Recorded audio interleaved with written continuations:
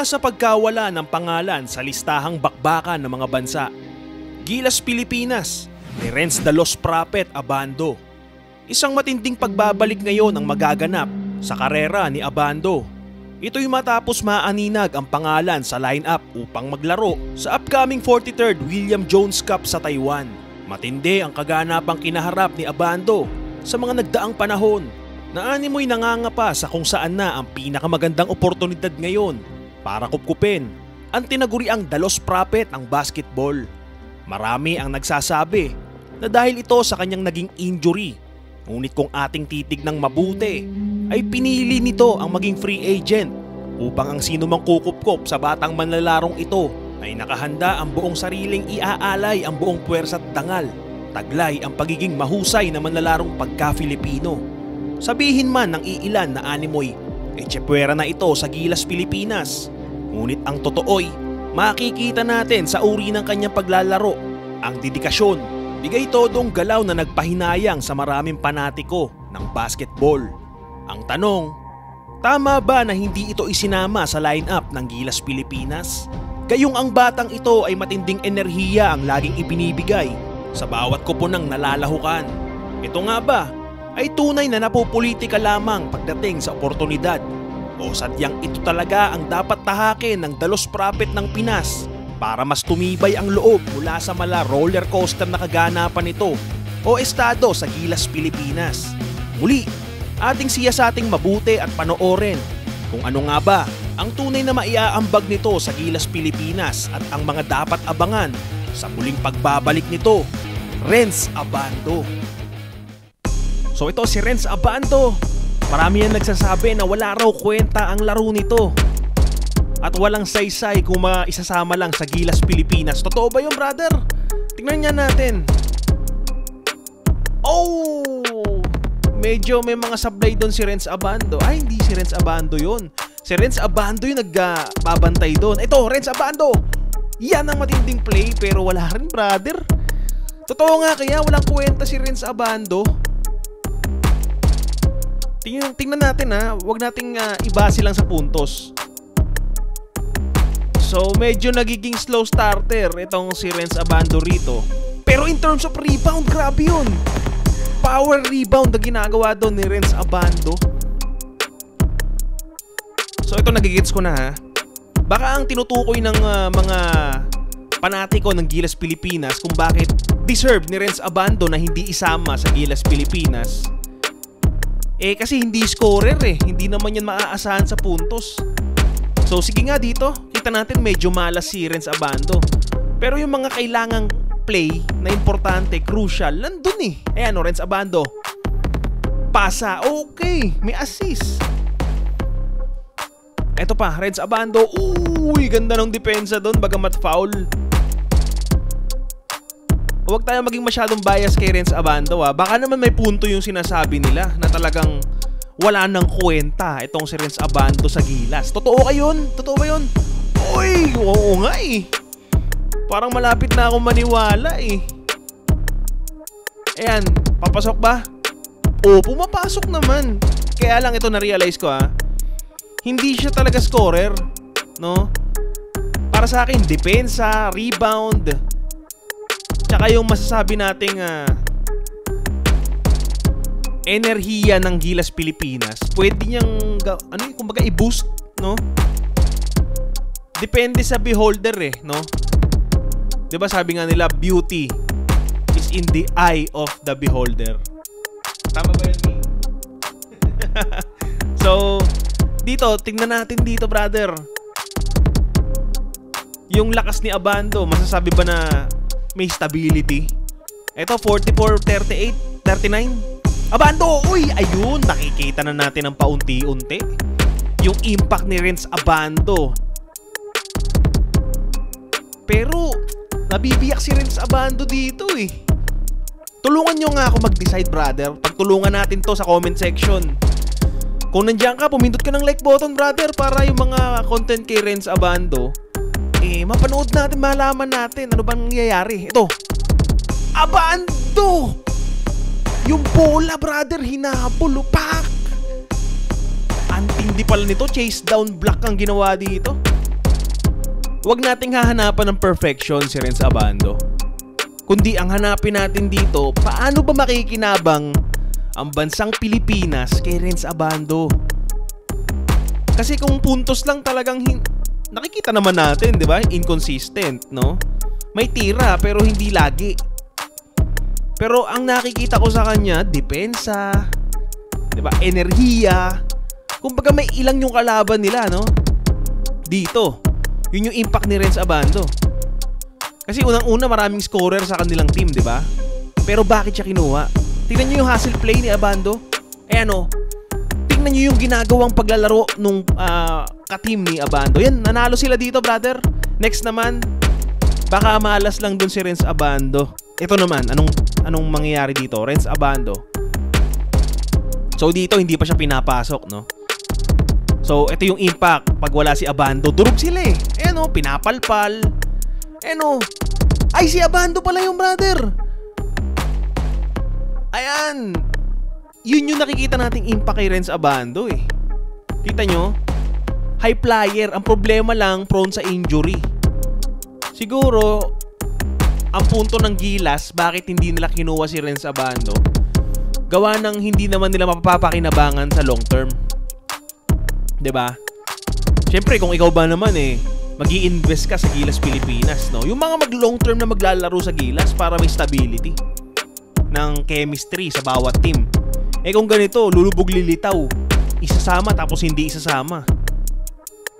Pero kung ikaw tatanungin, brother, for example, meron kang power na isama o kumuha ng mga player. Ito bang si Renz Abando, isasama mo? Isasama mo ba ito sa Gilas Pilipinas lineup?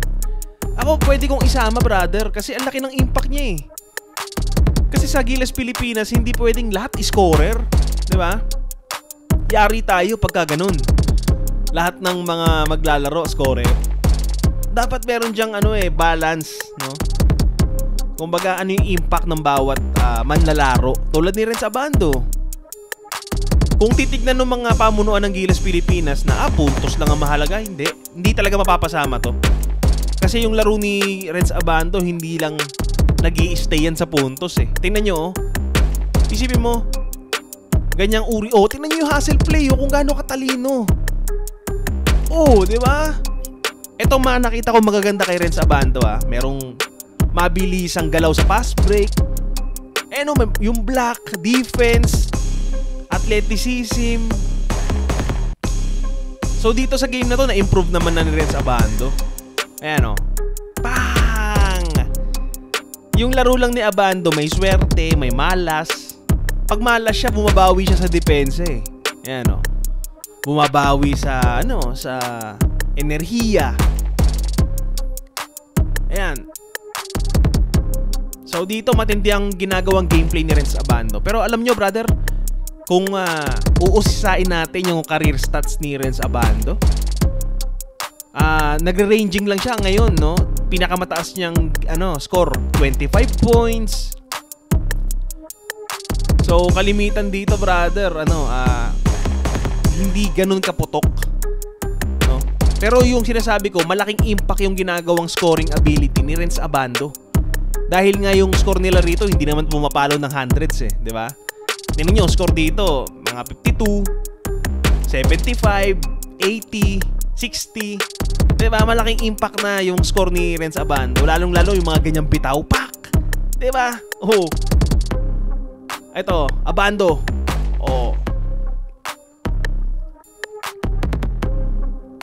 Actually, maganda yung team chemistry na ginagawa ni Renz Abando sa Korea. Kasi nakikita nila, pwedeng isama to sa long term. Ang problema sa Gilas, hindi nila makita na naglalaro si Renz Abando sa long term. Bagay na binibigay nila kay Soto. So napaka sakit para sa mga panatiko. Tayo, 'di ba? Masakit sa atin 'yon. Ito pa, brother, tuloy natin.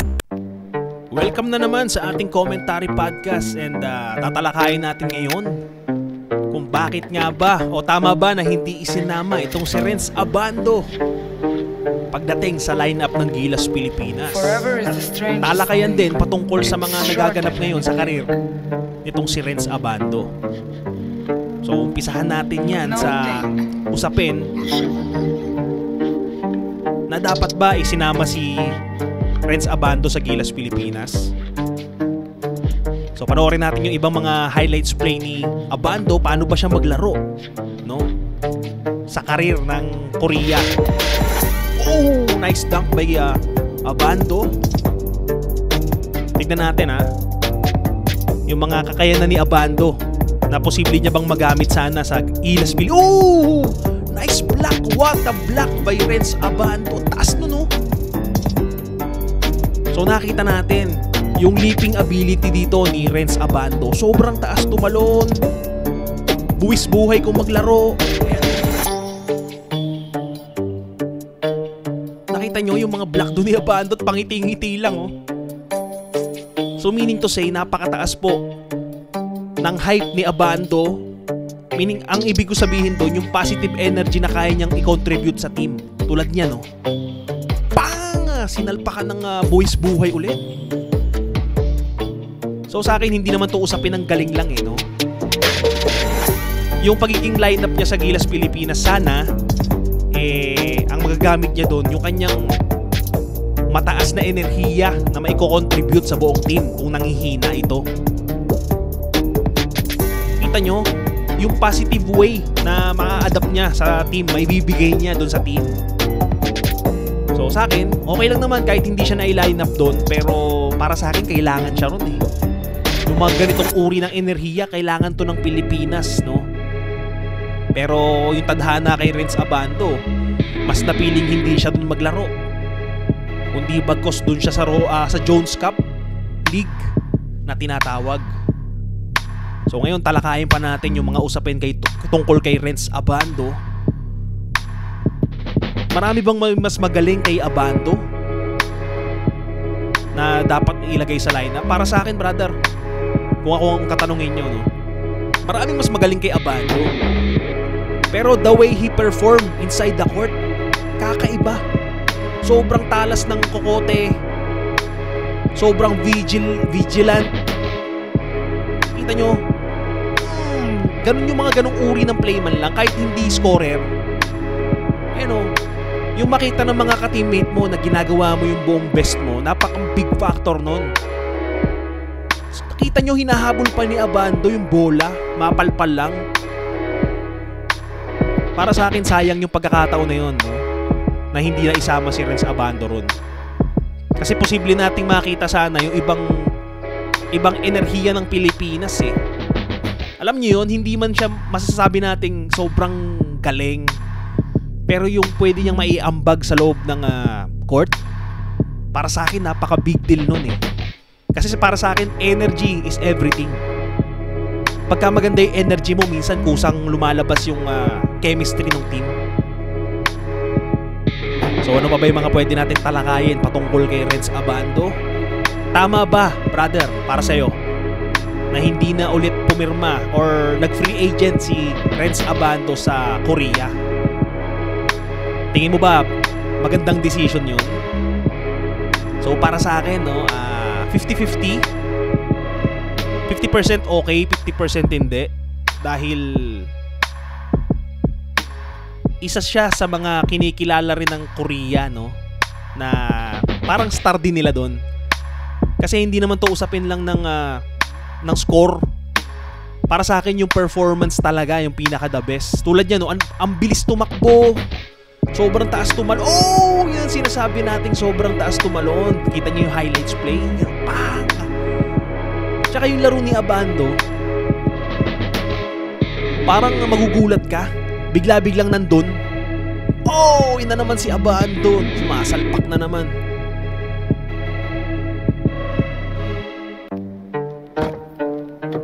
So sayang nga, no, na hindi siya pumirma ulit dun sa Korea. Pero baka kasi inunahan na ni Abando. Ayaw ni Abando masira yung imahe ng Pilipinas. Na yung mga player ng Pilipino ginaganon-ganon. Hindi. Si Abando kasi, nakita ko sa kanya na kaya niyang bitbitin yung sarili niya kahit saan lugar.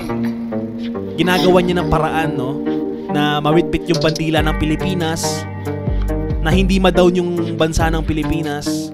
Para sa akin, good thing pa rin na isinalba niya kung ano mang naroon na pagpirma ng kontrata.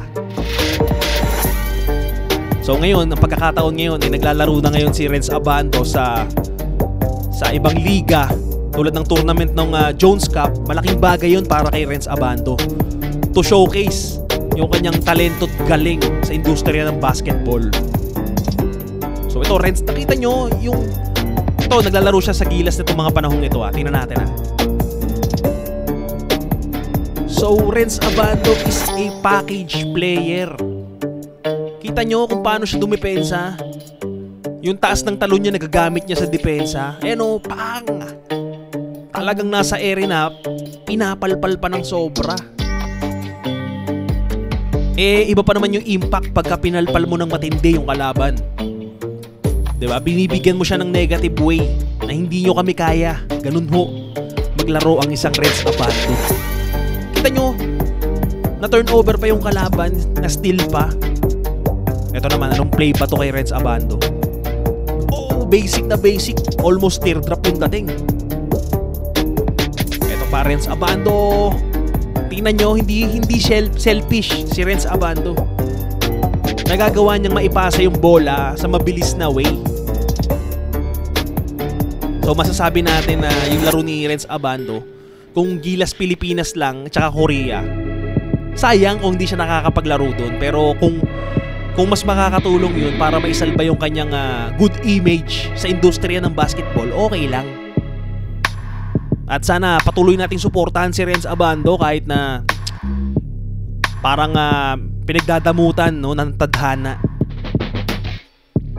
So hopefully sana makita naman natin siya sa Japan B-League. So sa pamamagitan ng Japan B-League, kung makakapirma siya ron, makikita natin yung mga experience na pinagdaanan ni Renz Abando pagdating sa global competition, no? Kaya niyang maglaro sa Korea, kaya niyang maglaro sa Pilipinas as well, kaya niyang maglaro sa international level ng Gilas Pilipinas.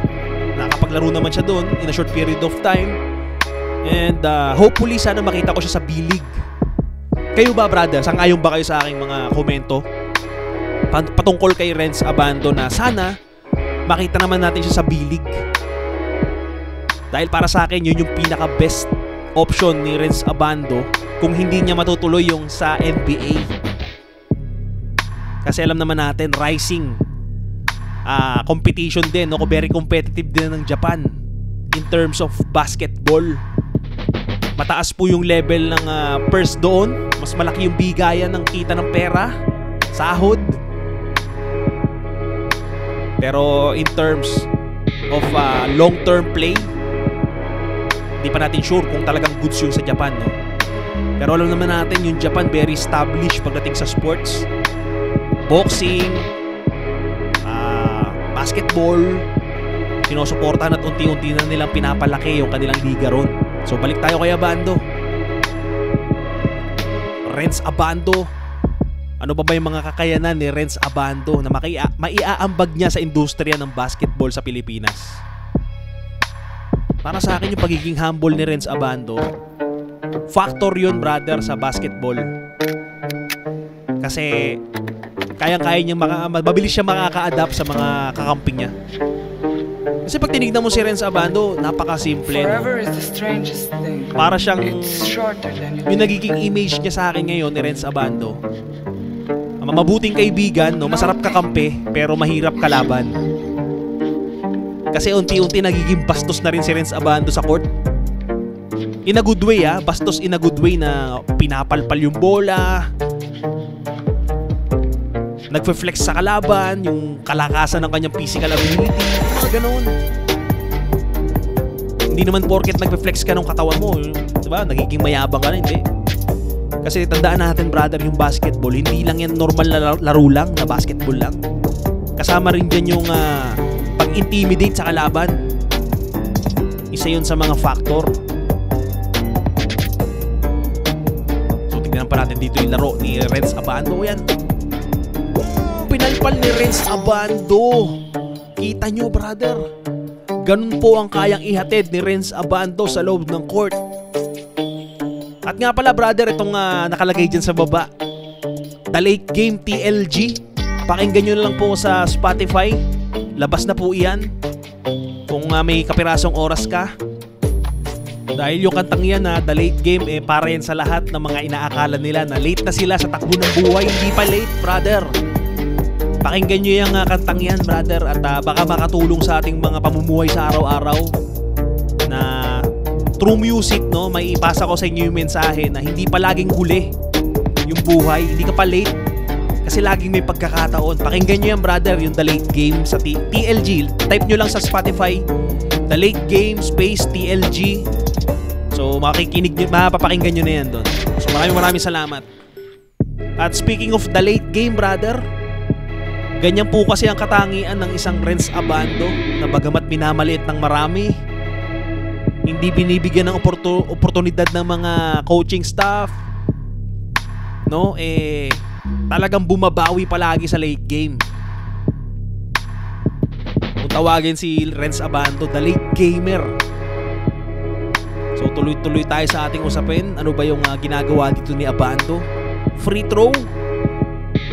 Tignan natin yung kapasidad ni Abando sa free throw. May shooting ba?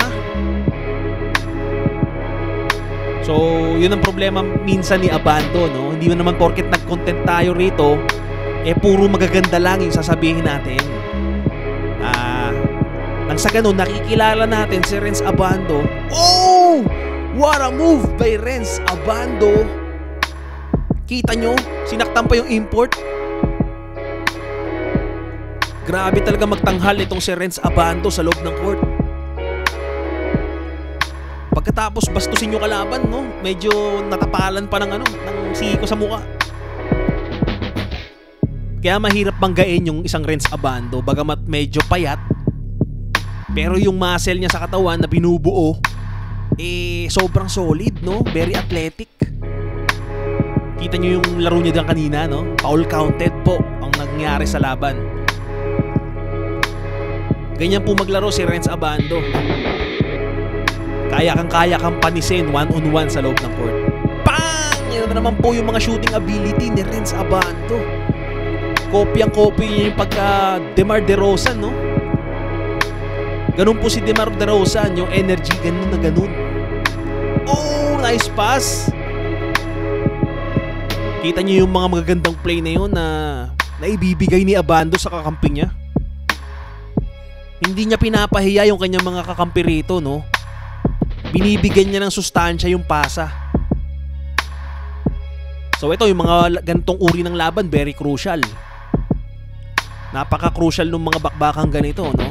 So Renz Abando ulit. Pang! Mala Lakers yun, ah. Parang Kobe Bryant naman yung dating dun. So ito, ano ba yung magagawin ditong depensa ni Renz Abando? Ito, opensa ulit. Pang! Kita nyo, easy-easy kay Renz Abando mag-drive. Marami siyang mga kahalin tulad, no? The way he drive, no? Kung paano siya mag-drive ng bola sa loob ng court. Para siyang si Rondo na may pagka-DeRozan. Tsaka kung minsan, brother, yung laro ni Renz Abando rito, kahit na dire-diretso sa court, nakakakita pa rin ng kakampi. Nga pala, brother, pasensya na nga pala sa video natin, hindi man kita lahat kasi this is a transformative video. Hindi natin pwedeng kunin lahat yan. May portion lang tayo. Pero ituring mo na lang to as radio podcast patungkol kay Renz Abando. Mga usapin, talakayan, kwentuhan. At free yung comment mo sa baba, brother. Libreng-libre lang mag-comment based sa ating mga usapin at kwentuhan, interaction sa social media. Comment ka dyan, brother. Kung tingin mo ba tama lang na hindi isinama sa Gilas Pilipinas lineup? Tama ba na hindi pumirma ng renewal dun sa Korea? And tingin mo ba okay din ba na maglaro ito sa Japan B-League itong si Renz Abando? And tingin mo rin ba, brother, sama na rin natin, kaya pa ba o posible pa ba na maglaro ito sa Gilas sa NBA? Yun, brother. So masyado nang mahaba at marami yung ating pinag-uusapan. So So at least nagkaroon kayo ng kaibigan at kakwentuhan patungkol sa usapin ng sports ng basketball. Kasi ako proud ako na nakakasama ko kayo rito. Nakakausap, nakakakwentuhan. At inalayan ko nga pala kayo ng kanta. Kung tawagin ni The Late Game TLG, ang title sa Spotify. Kung ang tingin mo sa buhay mo parang late ka na, parang malabo na yung bukas mo, yan, para sa iyo yung kanta na yan, The Late Game. So muli, maraming salamat sa lahat ng mga tumangkilik sa ating content. Mabuhay kayong lahat. Ito ang aming kantang inihandog para sa inyo. Suportahan nyo po.